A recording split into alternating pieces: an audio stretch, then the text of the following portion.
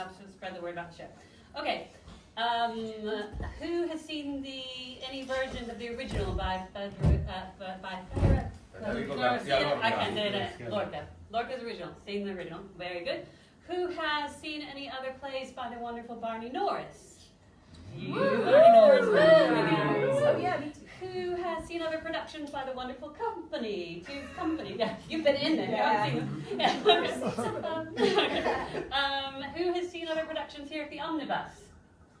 Okay, good. We've got some locals. Who is from Wiltshire? No. Oh no! And who knows? They've already got a question they want to ask. Okay, I'll come to you, and then Steph, I know you're going to ask a question at some point. All right, wonderful. Okay, so this, as many of you realize, you booked for tonight, Blood Wedding is a very famous play in the canon from 1933 by the Spanish playwright, the way he said it, Lorca. And but this has been totally reworked in this new production of Blood Wedding by the playwright Barney Norris. It was first seen at Salisbury Playhouse in 2020, just a few weeks before the whole world shut down. And this is its London premiere, isn't it? In a new production directed by Tricia Thorns for her company, Two's Company. And this cast that I have on me, so I've got Barney Norris, the playwright, Tricia Thorns, the director, and then the cast. Alix, Dunmore, please, if I Dunmore. Thorns, Tricia Thorns. Did I say Tricia Thorns? What did I say? Thorns. Thorns Just say singular. I'm plural. Okay, well, gosh, correcting the first two already, that's a bit rubbish. Okay. Think Crown, not Tracy. All right, I'm going to go with first names. Alix, Yeah. Kiefer, Christopher, no, Nell, Yes. Esme, and David. Yeah.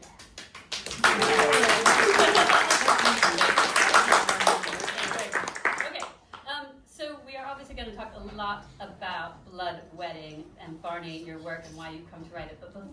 Came to write it. But before that, I just want to speak briefly, Tricia, about Two's Company. Tell us why you founded this company and what its mission is. Oh goodness.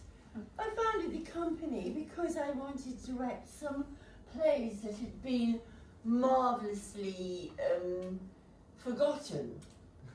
Really, I was going to do a production of a lovely play which I did when I was an actress, but because there were no women's parts in it, it was called Journey's End. And it's a wonderful World War I play, but it is retrospective. I mean, he was much later. He wasn't a contemporaneous writer. I was very moved. I was at the time, because there was no women's parts in it and I was acting, I was what we call on the book, which Lucy, our wonderful stage manager, is on tonight. And we wanted to do some, Graham and I wanted to launch this play. And somebody else was doing it at the time, Compass Theatre Company was doing very good production of it. Absolute non-starter for a production. And so we went to the British Library and found some World War I plays which were actually written by people in the trenches at the time. So there was they didn't know what the outcome was going to be. They didn't know who was even going to win. And the first play that we found, which absolutely thrilled us to bits, was by Miles Malleson, who became a very, very famous actor. Actually, very famous for doing old codgers, especially vicars. And he's in it's a stellar, I mean, it's an amazing film, the one of importance of being earnest that everybody knows. Anyway, but when he was a very young man, he wrote two plays. He wrote D Company at the beginning of his First World War I career. I'm sorry, I think we've taken up too much time, sorry. From Barney and the show. Okay. But it's very important, this, because he was, it was an incredibly gung-ho, wonderful play. We're going to get them all, we're going to get them all. And the third play I did in our programme was totally different. It was banned. It was, every copy was taken out of circulation. It's called Black Hell, or Black L, you know, as in a Cockney Tommy, Black Hell. And it was written in 1916, and it was immediately taken by Parliament out of the hands of anyone, and they said it must never, never, never be put on the stage, because it would put so much, it would be so bad for the army's morale, and it was banned. I think anything that is banned is powerful. Worth doing. And that's why we Yeah, very good. Okay, and the company has developed an incredible reputation. If you haven't got a copy of the program, do get it. You will see it's many credits, and sort of you've become known for, as the strapline says, rediscovering new plays from the past. That's right. Which is lovely. And I should say we've got two alum here. Alex, how many Excuse Company productions? This is my 9th. Your 9. Yeah. And Nell, you've done. Yeah, well, with Yeah, Alex. this is the second, yeah. And then we have lots of other experienced actors, but also we have one actor who is making his debut. Yes, yeah. Professional I was gonna say, debut. Yeah. Very good. Now, so Barney, over to you. Let's rewind. So as I said, this your version of Blood Wedding was first seen in 2020. When did you have the idea that you wanted to take a fresh look at this Lorca classic? I think it happened quite suddenly. I had a slot to workshop something at Lambda, Drama School Lambda, with such chancers as Kiefer Moriarty, who actually, although you are correct to say it was first met by the public in 2020, Kiefer and I did a production of it in 19? 19. In Lambda, like a little behind closed doors kind of gig, you know they do. Yeah, I saw Blood Wedding in your credits, and I had assumed it was Lorca's No, version. no, So no. nobody has done Lorca's version. David, have you done Lorca? Wow. Okay, Yeah. interesting. Okay, continue. Yeah, so Only Barney Norris. I was running a company at the time, and we had this idea of growing our work to play different auditoria and just make it to be better.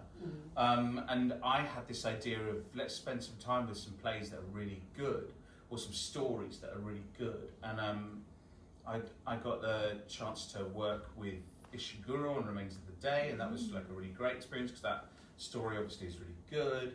And then this was the second idea of like, let's try playing with a play that really works artistically and as a story. It really gets me.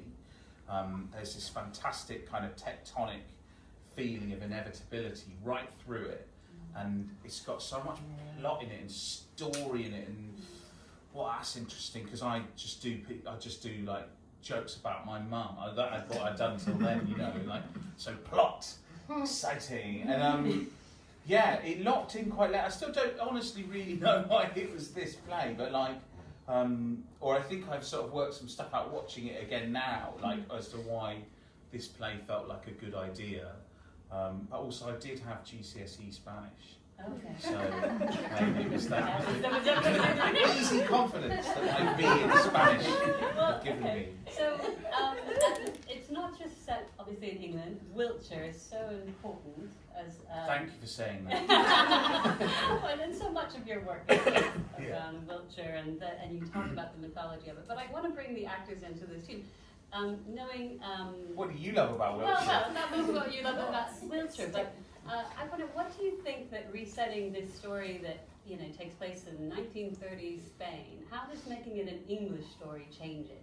Do you think that the English sensibility is terribly different? Yes, Alex? very much. Well, I mean, Barney told us that Lorca was actually writing for the South American market. So it was kind of even more dramatic and hot-blooded kind of material than the Spanish market required. But yeah, we're not allowed to show our emotions and beat our breasts and cry in the street. Or have the moon come on stage. That's not allowed in Wiltshire. So it's the relatability of it, that the kind of mundanity of the looking round a village hall brings, but then you get your magic as well, so Lorca would be happy. Yeah, I think we'd be happy.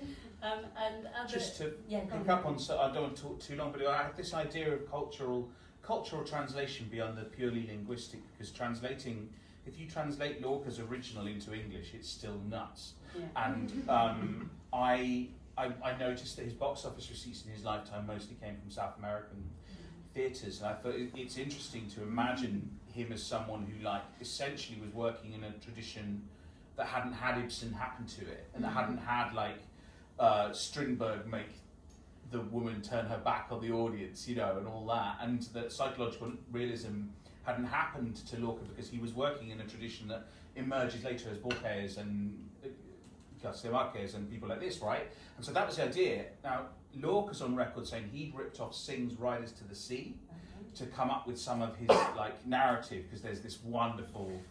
Do you know this play? It's a floor filler, it's a banger, and it's about this woman waiting for her child to be brought up. She knows he's dead from pretty much minute one, and because the boat's late. Spoiler. Yeah, well, yeah, but you know, it's like the boat's late. That one next. Where's and it's this great sort of grim inevitability play of a mother waiting for a fella to be brought back on a board, and Lorca had ripped that off a bit, he said somewhere, and so I thought, well, you could reverse translate it into the psychological realism of a post-Ibsen Northern European theatre, and that was the kind of idea of this, like, not just translating the words, but translating the theatrical culture. Yeah. Right. Are these the kind of conversations you guys had in rehearsals? Yeah. Every day. Every day. Yeah? Not really, no. No. A little bit. So much depth to The it. greatest David. help that Barney gave us is when he laughs, because it's Oh, fantastic. it's really good. Come into Yes. rehearsals, you know. Could you and hear him tonight? I couldn't hear him. You can hear him every night, you know, he's got a seat at the back. But he'd come into rehearsals and you'd be really, you know, we're treading difficult times, learning some working, and he'd be there giggling away at the back and making us all feel wonderful. Yeah. So besides the marvellous piece of poetic drama he's given us to play, his presence was fantastic. So is it nice then for the rest of the cast to have the writer in the room? Oh, Yeah. absolutely. And Yeah. if there's any like Always. points which we weren't sure about, we Yeah. could always ask Barney. And Although whenever Is it I wrong? did ask Barney, I was asking Barney loads of questions about Georgie, and he was just like, "Oh yeah, Georgie just loves to have fun, you know."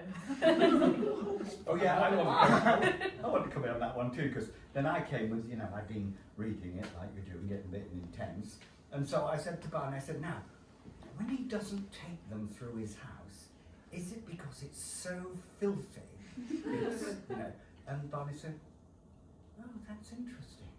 Right? And then when I said to Barney, is he fiddling them when he says it's 3:20? I mean, is it a fiddle? And Barney said, oh, that's interesting. I like it. Okay. Sorry to delay. There was a hand. Where's the hand? Yes. I have a question to Barney. Yep. It was brilliant, by the way. You all were fantastic. Thank you so much. It Thank was you. brilliant. I haven't read the original. I haven't seen it. I'm just curious, as obviously you've translated the world and maybe the style to a degree.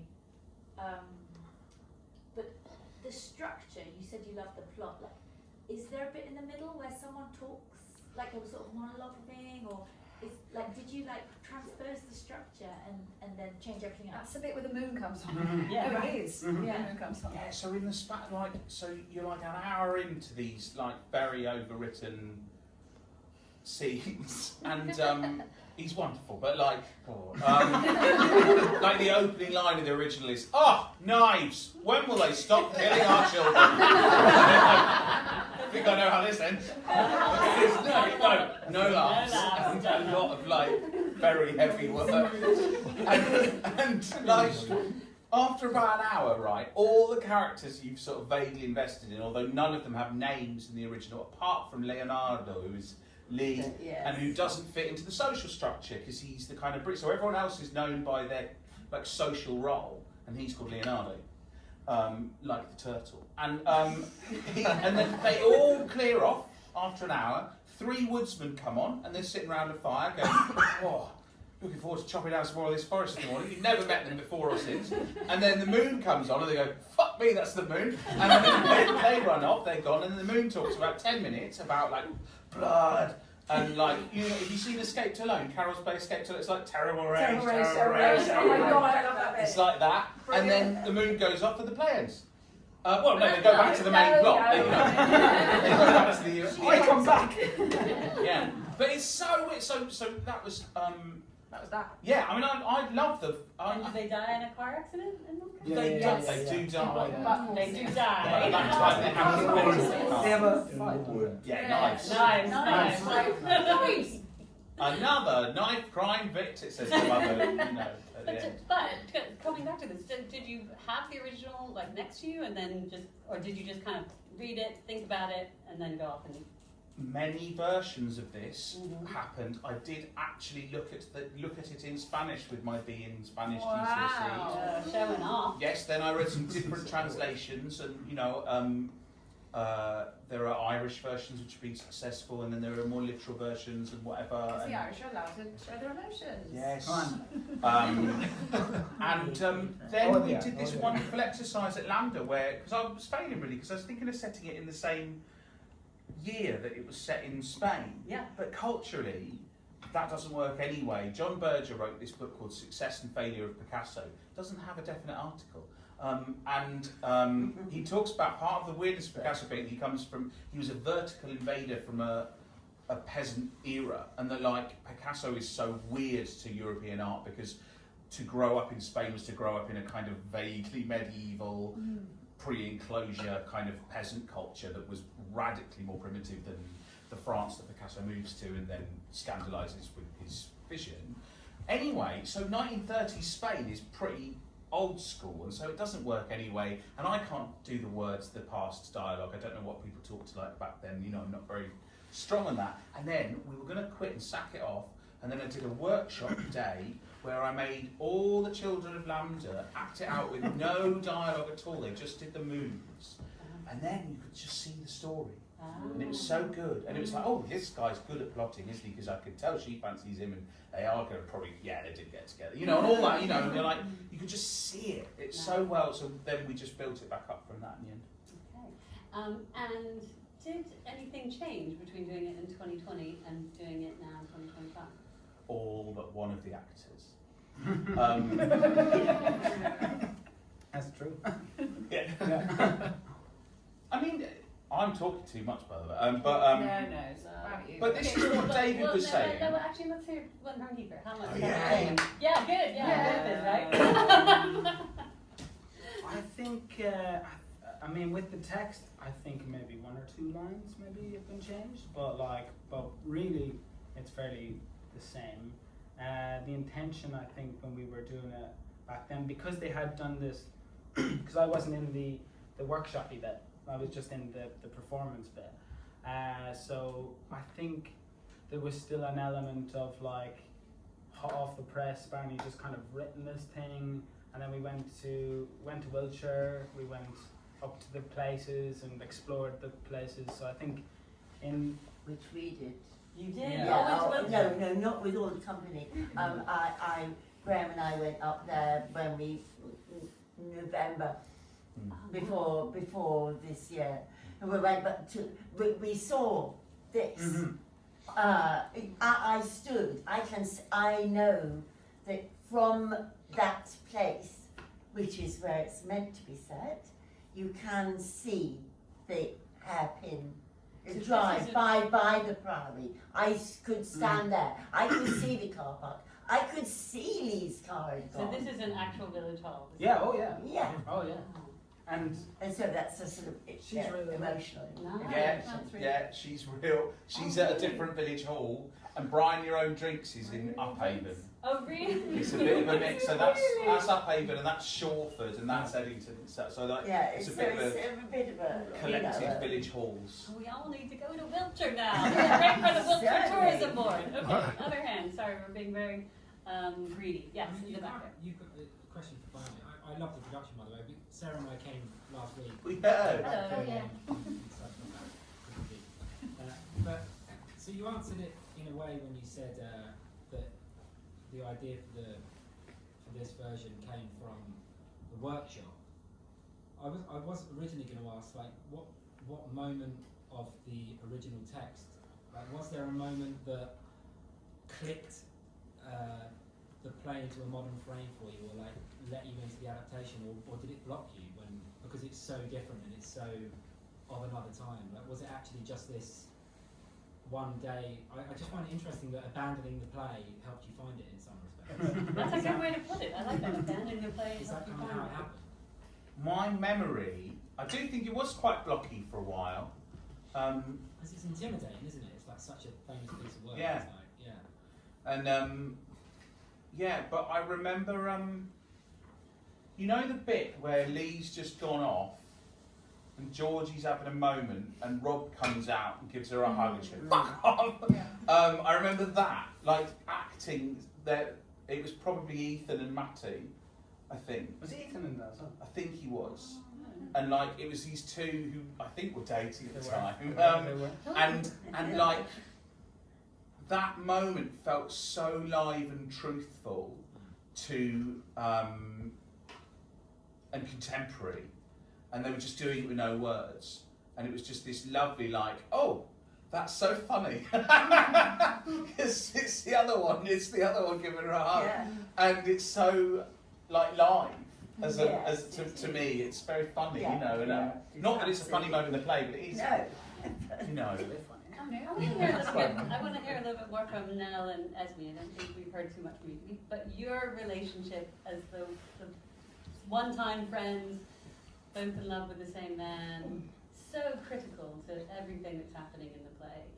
Did you guys talk about that relationship? How did you develop it together? We did it one time in rehearsal, and we after doing it for like a few weeks, and then we both came up with this one run of it. We were both like, it's like a love story, but it's all between us. Yeah. We're the ones who are in love. Talked to both of them Yeah. intensively about it. Because I think they were friends in the past, and so, you know, that first scene when they're bumping into each other, it's like the real loss of friendship, and there is a missing of each other, but yeah, men have got in the way. All your fault. All your fault. Okay, I think we've got time for maybe one or two more questions. Any more hands in the audience? Oh, you're being shy. Yes. Okay, now the hand. Okay. Oh wait. Oh, it's the same two people. Okay, we have another question. Here we go. Yeah. Okay, this is a bit odd, but I was just saying that it could have stopped one scene earlier for me, because it was so dramatic, and so, I mean, the light in the back with the two guys who had just passed, and you know, this crazy opening of the ceiling, and I was like, oh my God, they're gone. And then they had this next scene, which sort of closed it all down, which was great. But how did you guys as actors feel if you'd stopped it there or carried on? Did it make a difference to you? I wouldn't have got to cry. Can I break that into two parts? Do you mind if I play around with your question a little bit? Because I do think that scene is so powerful, and that's the magical realism part. And we got the beautiful poetry in David's speech. It's just incredible. So first of all, with the three guys, tell us about playing that scene, and because it's completely different tempo from everything else, and then we can come back to for the final scene. David, tell us about you coming down and speaking those words, just pure poetry. He is a poet, and that's very important for the syntax of the piece. In fact, I have started a retirement fund for him, because I put 5 pence in a box for every word I get wrong. It's going to be so rich. But sorry, to return to the note on. So it's a very poetic, and it sits somewhere else completely. And then so I have to the Brian you see in the first scene is not the Brian who does that. Of course he is, but he's not told so.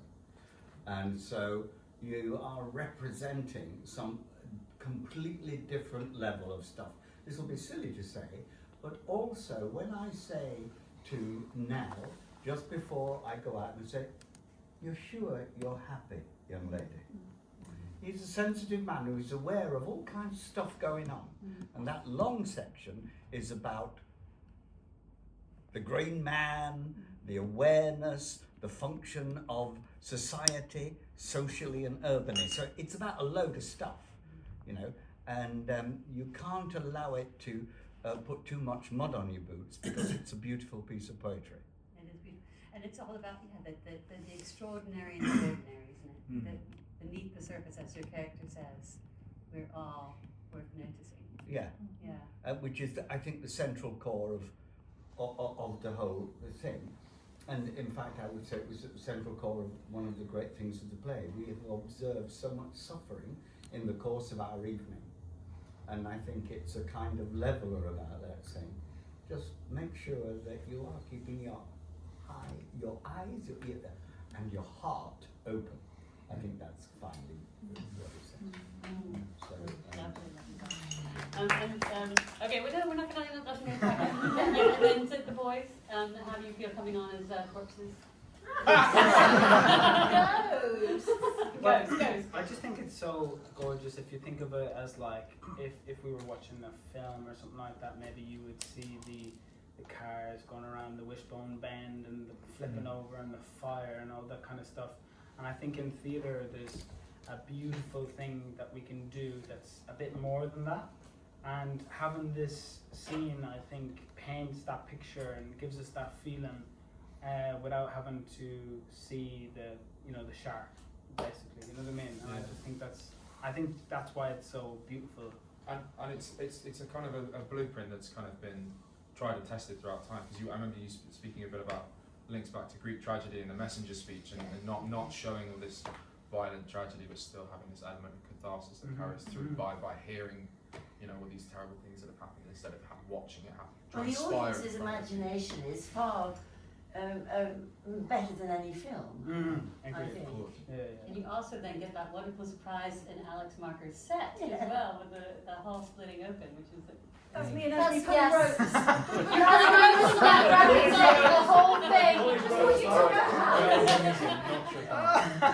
That's terrifying. And then just to answer the lady's question, so coming back then we've got the loose ends being tied together and the female characters having their moment of redemption. Is that why you think that extra scene is necessary, Barney?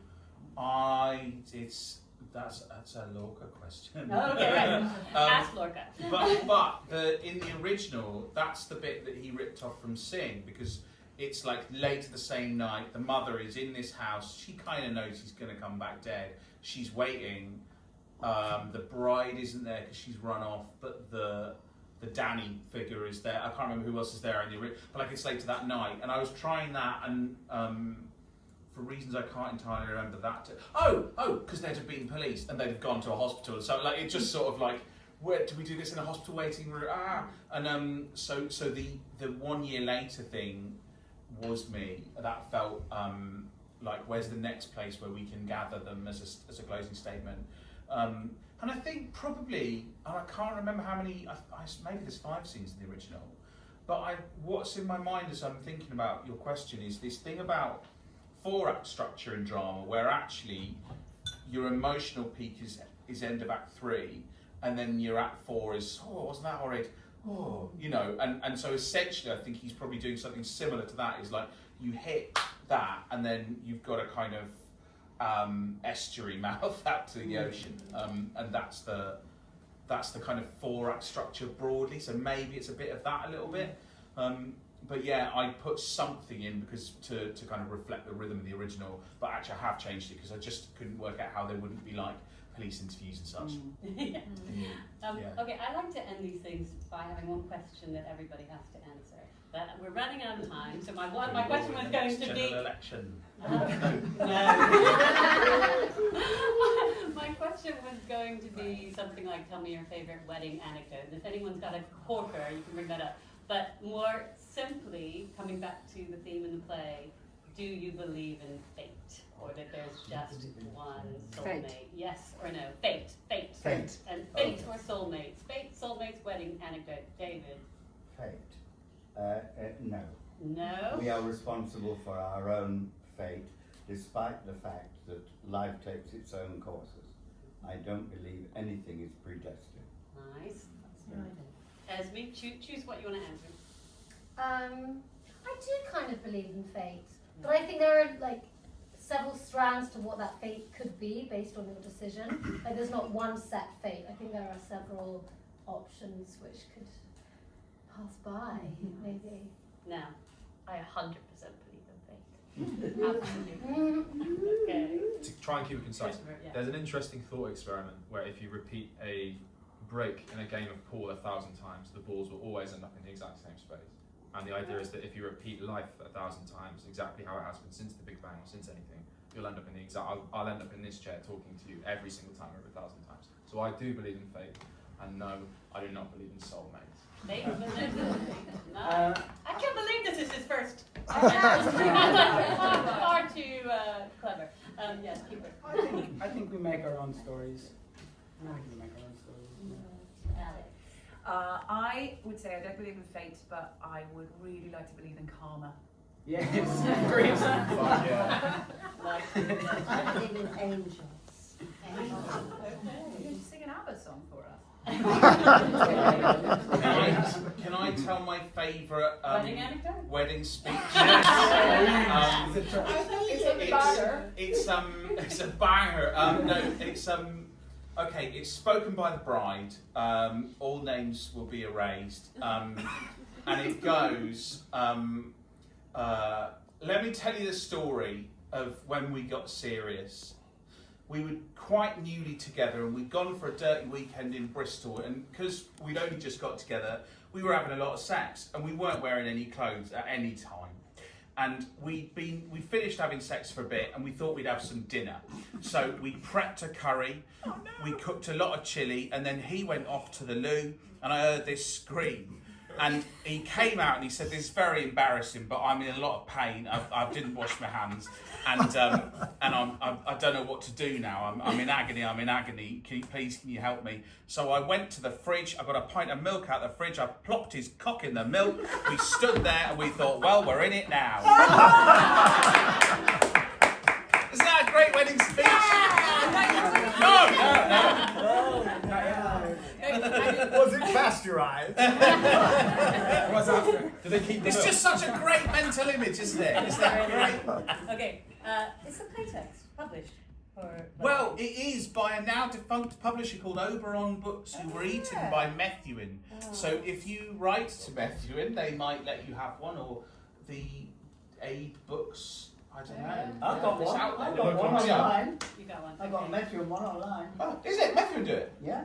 Oh, Why published by Methuen? That's cool. that's good. Okay, fine, very good. And what's next for Barney for?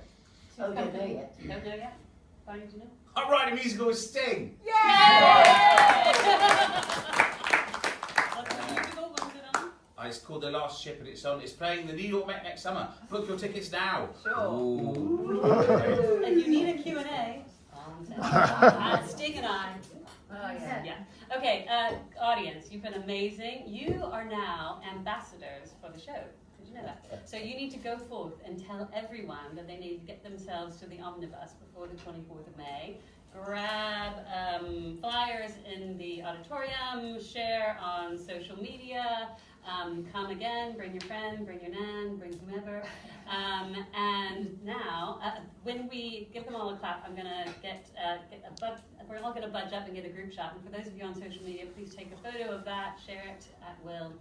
And then please join me in thanking David and Esme and Nell and Christopher and Kiefer and Alix and Tricia and Barney and Lucy and Graham.